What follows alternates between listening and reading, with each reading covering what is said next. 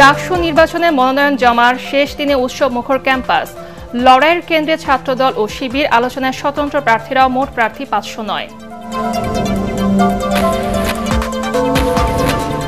কার্যক্রম নিষিদ্ধ আওয়ামী লীগের ভারতে তৎপরতা বন্ধের আহ্বান জানিয়ে পররাষ্ট্র মন্ত্রণালয়ের বিবৃতি, দুই দেশের সম্পর্কে নেতিবাচক প্রভাব পড়বে। পিআর পদ্ধতি চাবে নির্বাচন পেছানোর ষড়যন্ত্র চলছে, অভিযোগ বিএনপির। রাজনৈতিক দলগুলোর মধ্যে দূরত্ব কমাতে সংলাপের তাগিদ জামাতের।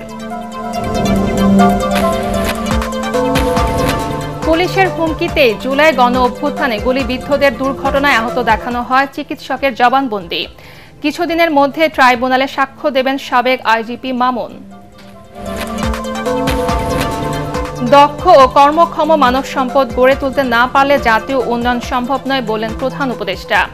অসংক্রামক রোগ প্রতিরোধে যৌথ ঘোষণাপত্রে সই। এবং পাসপোর্ট ছাড়া প্রবাসীদের ভোটার করার সিদ্ধান্ত ইসির। 1 বছরের মধ্যে অভিবাসীদের সব সমস্যার সমাধান সম্ভব নয়, মন্তব্য উপদেষ্টা আসিফ নজরুলের।